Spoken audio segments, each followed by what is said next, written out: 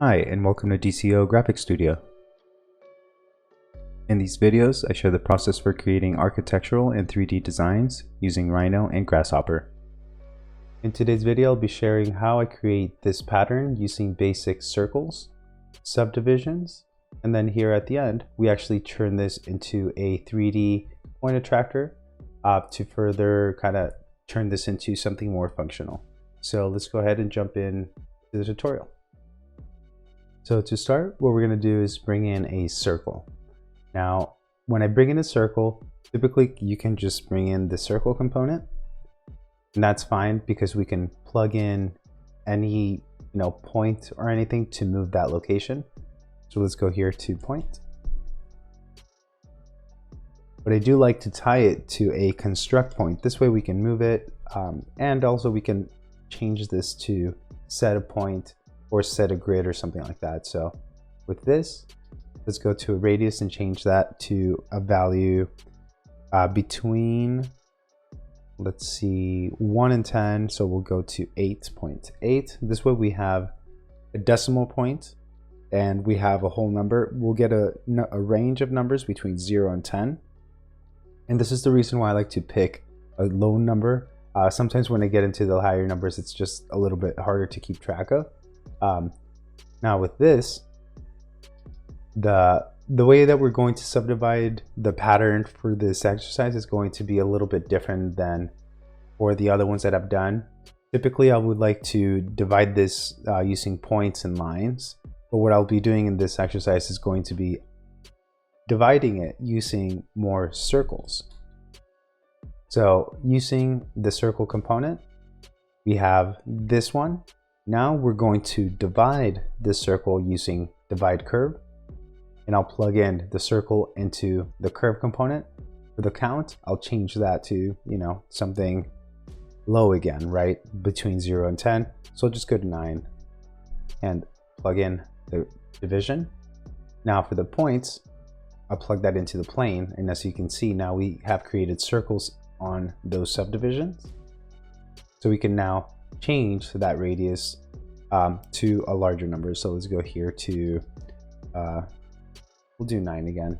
This way we can just lower the value of the original one, and we'll have the ability to kind of have more subtle steps in between. Now as you can see, it's super jumpy and I'm not able to see the changes really well. So this is where I'll actually bring in a range of numbers and then change the number of digits down to like 2 decimal points. This way we can see it a little bit better here, what we're trying to go for. So now let's take these divisions and let's disable the preview, and now let's label some of these things. Let's go here to the circle. Is going to be the size of size 1. This is going to be divisions 1, and then here this is going to be the radius of the size 2. So even just by using circles with circles, we get a cool pattern, right? But the thing about this is that not only does it create cool patterns, but the pattern also brings in intersecting points, and those intersecting points are as beautiful as this pattern itself because it's baked into kind of the overall geometry here. So with that, I want to show you the component that I use for this. So going here to the intersect tab, then physical, multiple curves. This way, whatever intersects, it will give you a point. So this is super powerful because now we can kind of extract some cool points from very simple geometrical circular patterns, which goes back down to some sacred geometrical concepts of using circles, divisions, and truncations to kind of extract some beautiful patterns that exist in nature too, right? Like in flowers and plants and things like that. So with that, we have points, and these points can be plugged into, in my opinion, 2 different ones that are very similar. The Voronoi, that one is going to give us the points, the connection between all of those points, but we won't be able to preview the mesh because the mesh is by default disabled. So you can go here to display, and you can go here to preview mesh settings. And if I'm not mistaken, there's here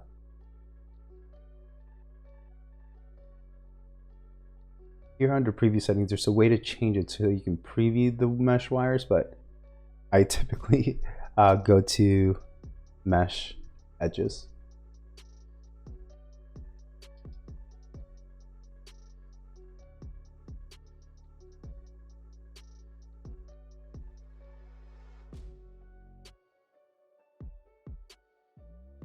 It's actually not this one.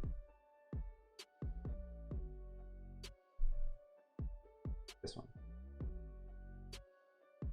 And as you can see, we have some really cool patterns going on here just using triangles, right? And the thing is, not only can we use triangles, but what this triangle is going to help us do is get the perpendicular here.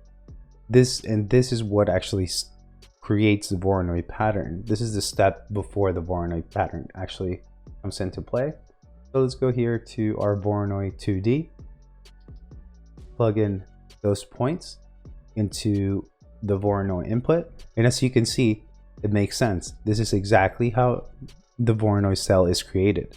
We have the triangulated points, the closest points, then we have a perpendicular, and wherever those meet, that is where our Voronoi cell is going to be created. And it's important to kind of visualize those things because to see kind of where the patterns can stem from and how you can kind of use them to your advantage. So with this, let's go now to play around with some of these values. And as you can see, we get some really cool effects here. And we also have some more of these subdivisions that we can play around with. And we can visualize all of that by enabling the preview on these.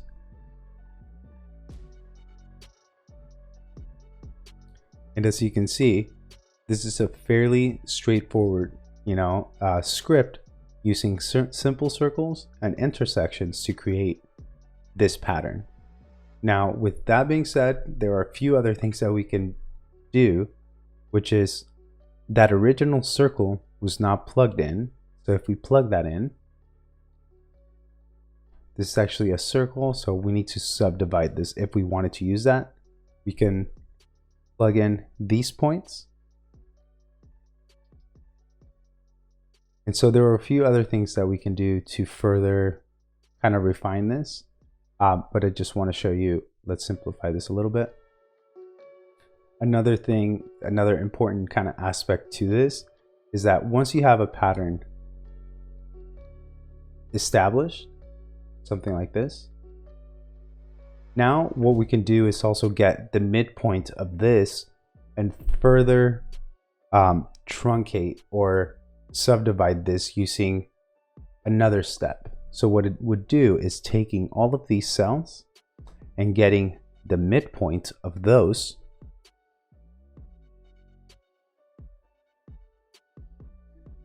but actually not the midpoint. It's going to be the endpoint of each and one of these. So it's going to be using discontinuity, which will allow me to now get the endpoint of those. And what we need to do now is get rid of the duplicate ones. So go to cull duplicates and plug in the points into this point input. We'll flatten the input and we'll see that 111 points coming out, and there's 40 points coming out here, which means that we've actually simplified this further. And now we can plug that once again into the Voronoi to take that into like another step of truncation, right? So taking this one,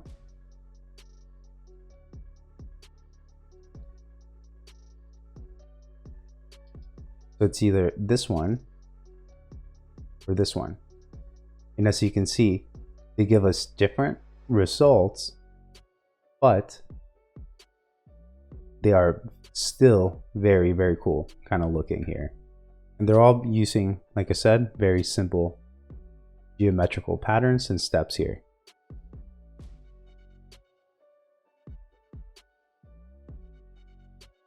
I'll show you how I will take this and actually extract this into a pattern. And then we'll be using a point attractor to further kind of update this into like a stair system to a central area. So we'll be doing that next. The way that I like to extract this pattern is to, first of all, create a circle. And that circle is going to act as a bounding kind of surface for. So what I like to do is to create a bounding circle, and that's actually going to act, it could be actually a bounding square, or it could be any shape. The only thing that's important is that it's going to act as kind of that bounding edge to create the pattern. So let's go here to start, basically here at the origin point. Let's go here to another circle. Now let's plug in a radius that's going to be the size of the overall pattern. So it's going to be larger than this. So I'll just make a copy.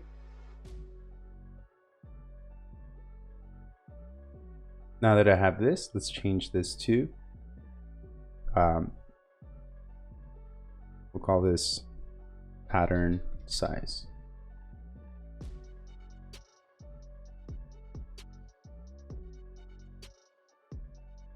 And now double click here, just increase the maximum to, let's say, something like 30.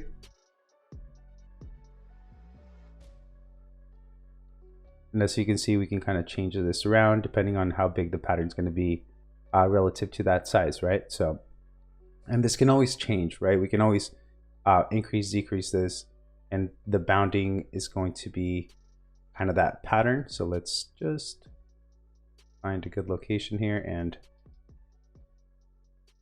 this. With that, let's bring in a boundary surface, which will act as a surface right here at the bounds of that circle.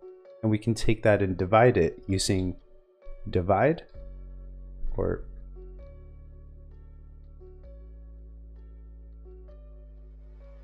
split. Split brep multiple. And so we're going to use this surface as our brep, and our cutting objects are going to be the overall pattern that we have here at the end of the script.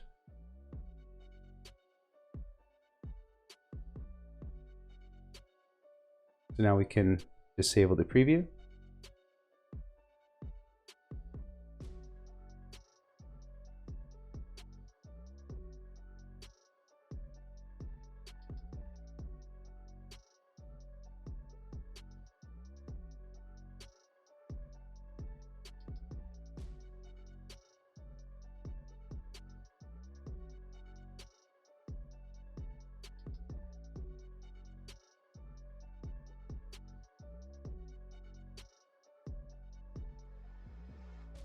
And this may be, the result that you want. Sometimes it's just that pattern with the circle at the end. But if you don't want that, there's another way to just extract, let's say, the objects that are solid here before we get to an open cell, if that makes sense. Let me show you here. The way to do that is going to be intersect physical. It's going to be brep with curve. Now let's plug in this surface for the brep. And some people call it brep, so I don't even know which way to call it, but I just got used to calling it brep, so we'll go with that. And now let's disable the preview on this, and I'll show you that we have now extracted the lines, right? We haven't extracted any surfaces. So now if we plug this into a boundary surface, you'll see that since these are open cells, it won't actually close them. And so it'll actually only create a surface around the ones that are completed. And that sometimes gives us a nicer result. So now let's go here and play around with some of the geometry and see what we can come up with.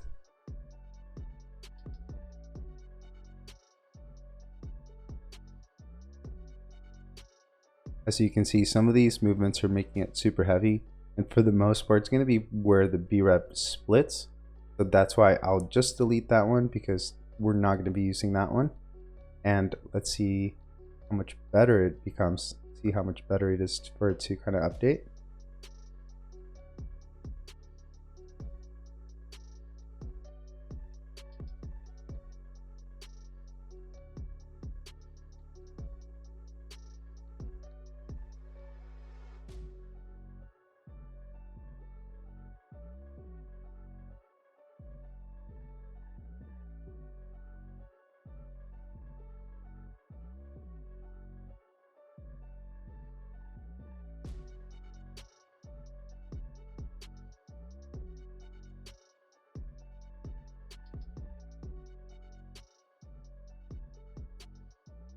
So at this point, we've just kind of come up with this pattern. And so I've just kind of played around with some of these and kind of come up with this one. Now you can obviously come up with infinite number of these because we can plug in any number. But what I want to show you is now that we have this output surfaces, what can we do further to kind of change this, right? One of the things we can do is we can round off the edges. So we can, since these are curves and they're cells and they're closed, we can plug that into a fillet and give it a value, let's say of 1.500.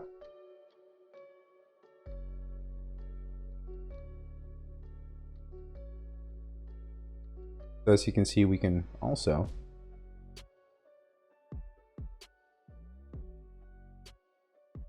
round off the edges on those.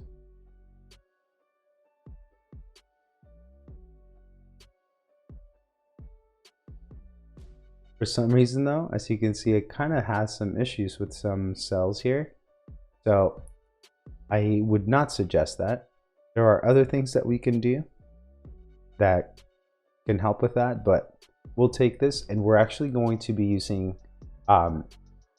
I wanted to use a point attractor because a point attractor, I can show you how we can change the location, but there's another way of doing it by getting the area. So extruding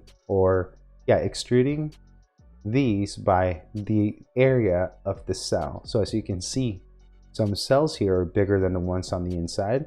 I was thinking extruding these more than the ones on the inside, but actually I want to do a point attractor using an MD slider, and I think that's going to be better to show you how cool this can look.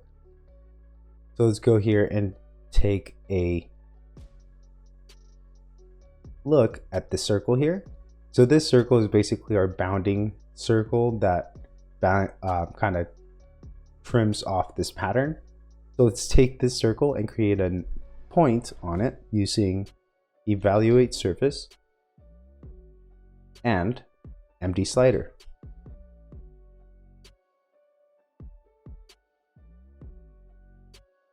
The MD slider is nothing more than a graph representation of 0 to 1, or the extent of a cell using the U and V divisions. And so we're going to be plugging this into a point. And so visualize that this surface is we're going to extract a point exactly in the middle. But what happens is you need to let it know that this surface is going to be converted into 0 to 1. So this circle is going to be 0 to 1. So we have to reparameterize the input of the surface. And now we can, as you can see, we can move this around using the slider. With that, let's take this point and connect it to, we need to connect this point to the center point of every single one of these cells. So what we need to do is bring in an area component and plug in the cells into the area component, giving us the center point. From that center point, as you can see, we can also even plug this into another Voronoi pattern and create another pattern. So this would be actually another truncation, but this we're going to be using as the center point of the cells that will be tied to the slider. And as you can see, the further or wherever the point is, it's going to be either closer or further to another point. And this is what's going to give us the variability of height for the extrusion using this point attractor.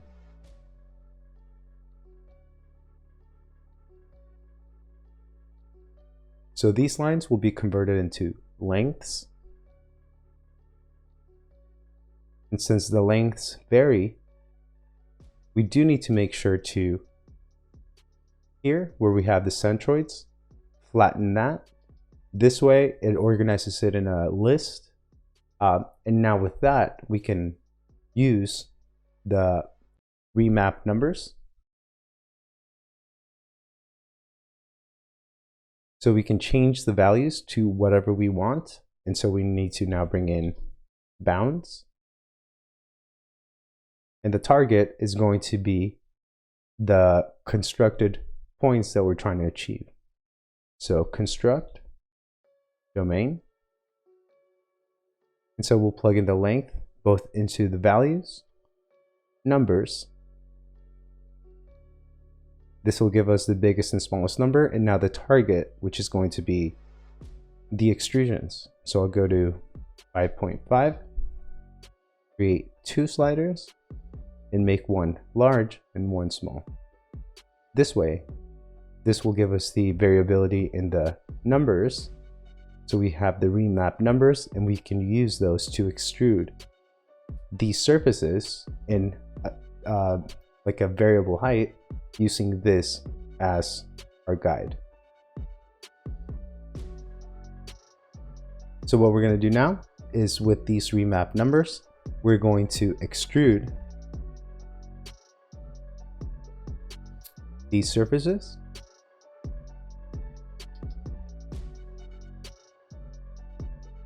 In which direction? It's going to be in the Z direction. Now we do need to flatten the input for all of those surfaces. Now we can take those mapped numbers into the Z vector, and we can now extrude that in the Z value. And now let's take a look at what that looks like by disabling the preview on all of this and plugging this output into a custom preview and having the material be a swatch.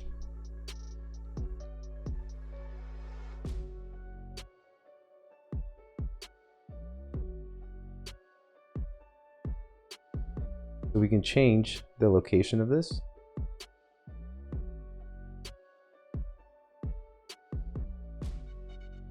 And in some instances, this would be a cool set of stairs going up, or even something like this.